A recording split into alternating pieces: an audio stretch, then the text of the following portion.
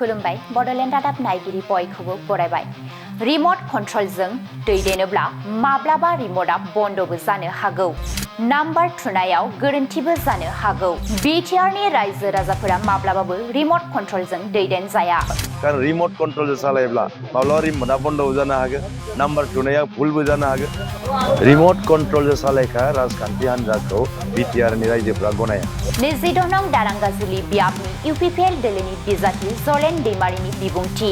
बिटिआरआव बिजेपि दोलोनि राजखान्थि खालामनायनि सायाव बाथ्रा बुंदों एमएलए जलेन दैमारिया। फैबाय थानाय बिटिसि बिसायख'थियाव बिजेपि दोलोआबो मैखोमै बाहागो लानायखौ जों नुनो मोन्दों।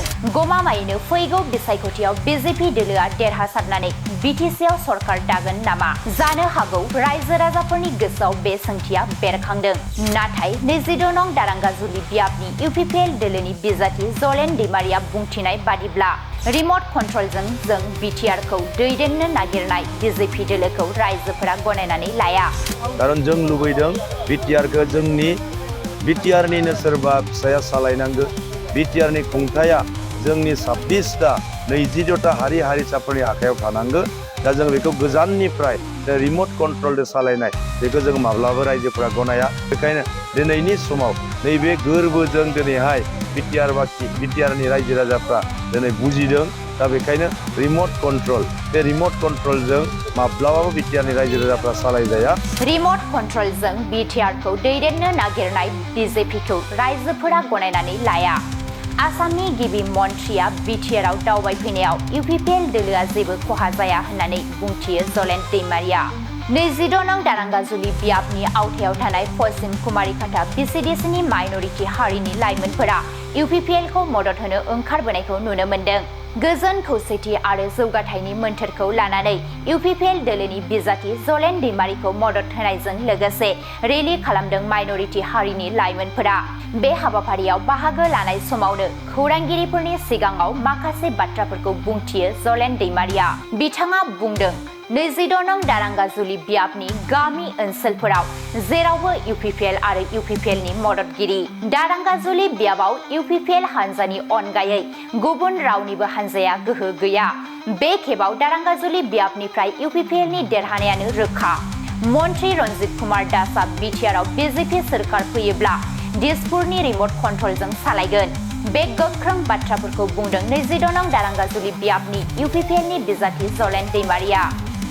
नम्बर पश्चिम कुमारीघाटानि लाइमोनफ्रा दिनैहाय इउपिपिएलखौ सापर्ट खालामनानै दिनै हान्जा सुरनाय हाबाफारि लादों।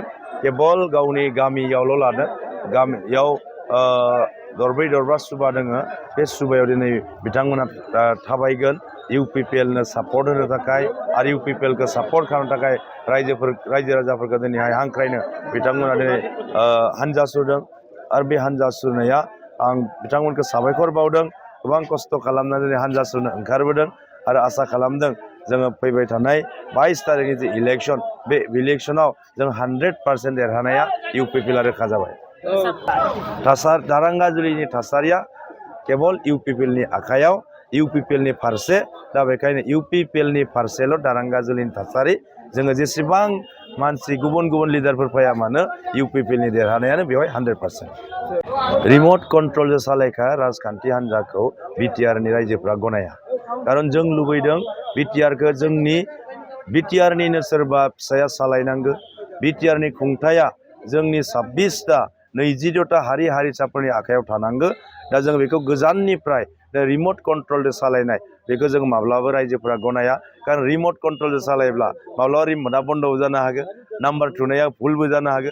दा बेखायनो दिनैनि समाव नैबे गोरबोजों दिनैहाय बिटिआरनि रायजो राजाफ्रा दिनै बुजिदों। दा बेखायनो रिमोट कन्ट्रल बे रिमोट कन्ट्रलजों माब्लाबाबो बिटिआरनि रायजो राजाफ्रा सालायजाया।